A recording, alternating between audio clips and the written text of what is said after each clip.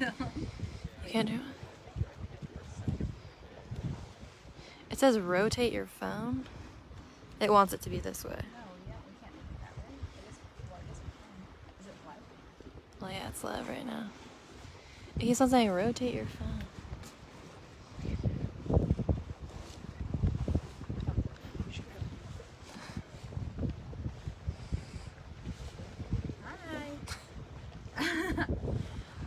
We'll give it a few seconds before we start talking. But I'm going to keep talking like this so we can have a sound check. So if people are on, they can tell us if we have, if you can hear me or if I need to talk louder.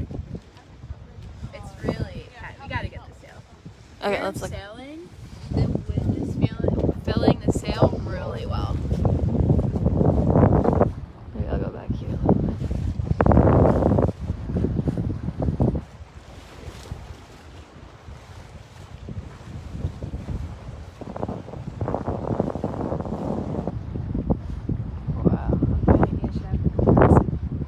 It says please rotate your phone. I think I'm just gonna do it this way because that seems like it's Don't what do what Facebook tells us to do. it's not doing what it usually does. But this is great. This is great. This is so good.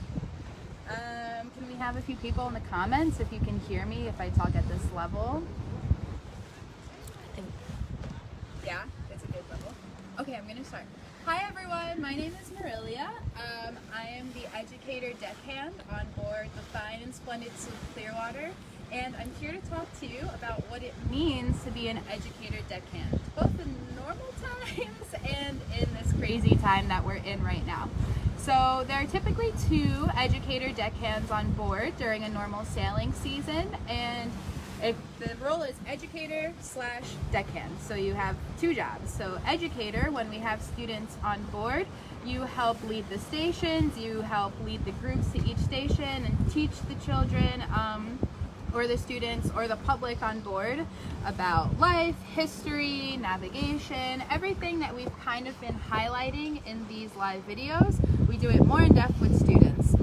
So you help run our educational programming and also any other tasks which are apps to do. So sometimes we might see an educator deckhand at a festival running a booth, doing public outreach or helping count glass eels with the eel project, anything like that. And then there's also the deckhand part of things where, you know, you're sailing, you're helping take care of the boat and maintenance and anything that the boat requires you to do, you do it. So it's an entry-level position, and it's a really great way to gain experience sailing and being an educator. I personally have degrees in education, so that works out really well for me.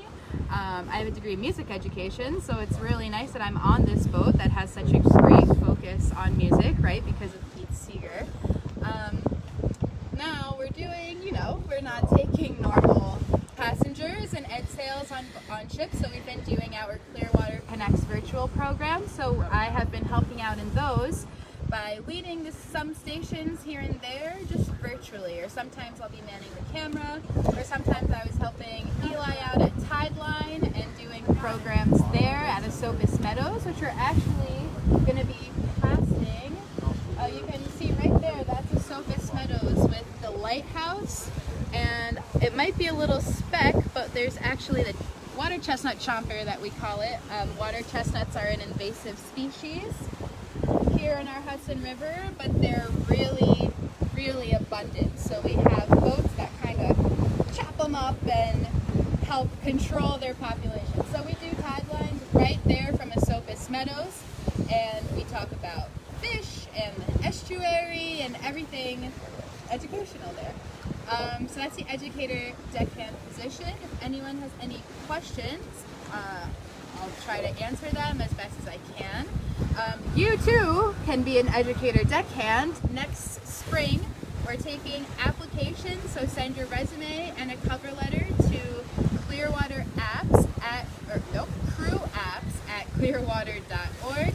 If you need any more information that I might not be able to give you on this Facebook Live, or you want to read more about other positions on board, you can also check out our website, clearwater.org. And then there are more more job descriptions there.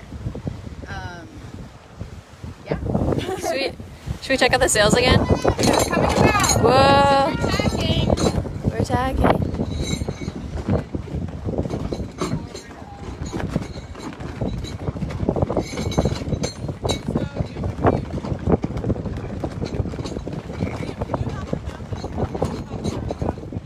So Krista is currently making sure that the block that our jib is attached to doesn't crash, bash, bang up our deck. So we want the jib to fill, but it's kind of wild with the wind. So Krista's making sure that she's controlling it while keeping herself safe. And then soon it'll fill and it'll be a beautiful moment. But until then, it's kind of wild.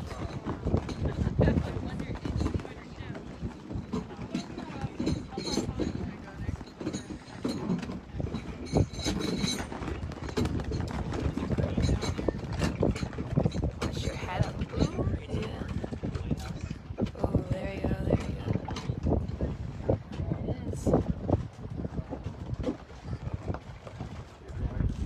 As she carefully goes over, brings it all the way over.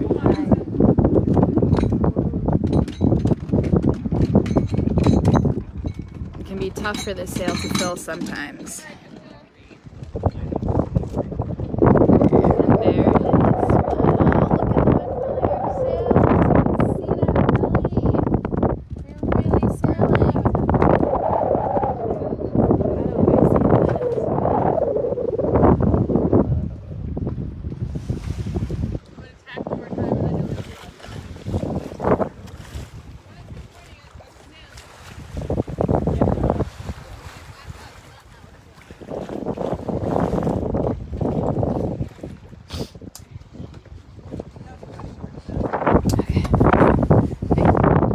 Anyone in the comments? Do you have any questions? No questions thus far. No questions thus far.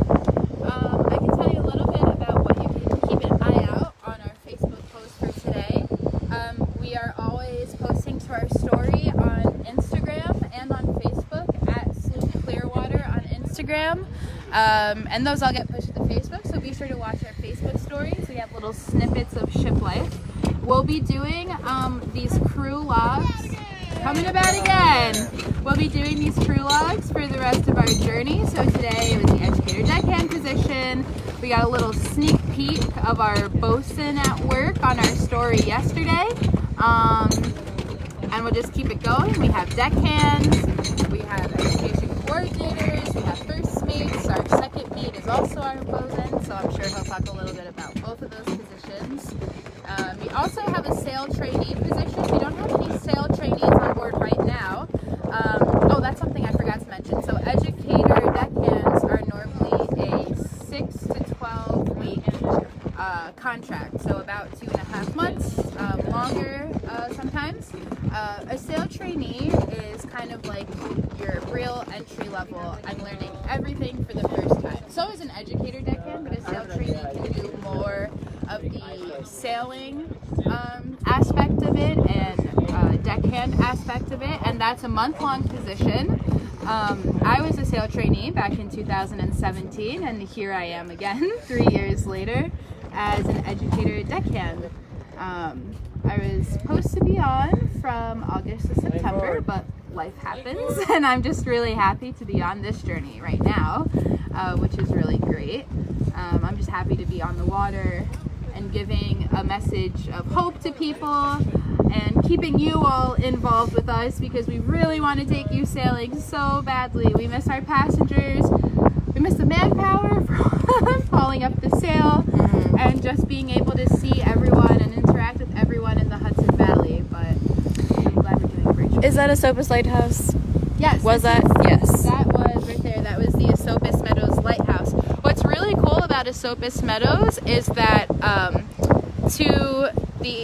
from the lighthouse to shore is actually really, really shallow. So during low tide, especially when the tides are really extreme due to the moon, and if it's in the new moon or the full moon phase. You could actually walk most of the way out to the lighthouse, if not all the way. That's why it's called the Meadows. And the lighthouse reminds boats to sail on the outside of it, or else they're gonna run aground. Where are you heading? Right now we are heading to Poughkeepsie. So tune in. Again, we're going to be live from 2 to 3 p.m. as we sail under the walkway over the Hudson in Potown. And we'll also be live in a little bit for a moment of silence that will be followed by how we usually break our silence. You'll see, I like keeping a little element of surprise, even though everyone probably at this point knows how we break our silence. But I'm not going to tell you who's breaking it.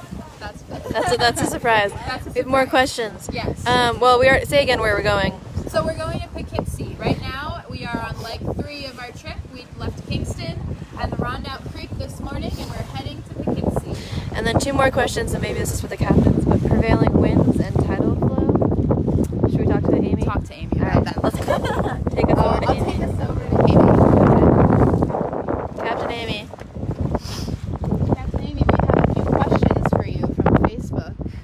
Okay, prevailing winds and tidal flow are the 2 questions. What are prevailing winds? Or what are the prevailing? I don't know. Wait, what is the question? It says prevailing winds, question mark, tidal flow, question mark. What is the tide doing right now? Yeah. Well, the current when we left Kingston was ebbing, and it's going to switch to slack and then start flooding before we get to Poughkeepsie. But right now it's ebbing, so the river is flowing out. We're going to come about. The prevailing winds during our trip so far have been out of the south. Sweet. Thank you. Okay. I want to let everyone know that we are trying our best with the microphone. Let's go over and let's head down. Coming about. We actually do have a microphone with a windscreen on it. That's just how windy it is that we can't do any more than we are. So I'm just gonna really yell at the microphone, and hopefully you can hear better. It's great because you want wind to go sailing, or else we're just going to be bobbing around in the Hudson River, and we really want to keep taking you out, but wind proves to be an issue with technology. Back in the 1800s, when these sloops were cargo ships, they weren't really going live on Facebook, so they didn't really have to worry about this. But we're really trying our best to give you the best experience we can on the river. I don't know if you have any more comments. Where are you heading? All these things. No, that's pretty much it. That's Maybe pretty we're good. much it. Okay, well, thank you for joining us. Remember to tune in at 10:30. We're going to take a really short break.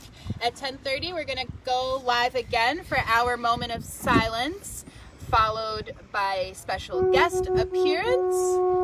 Saying hello to someone, maybe? On the shore. On the shore. Sweet. Just some people on the shore. We love saying hi. If you're anywhere near a Sopus right now and you want to come say hi, come say hi. We'll wave to you. Come see us at Sales, and keep an eye out as we head down to Poughkeepsie. Bye, everyone.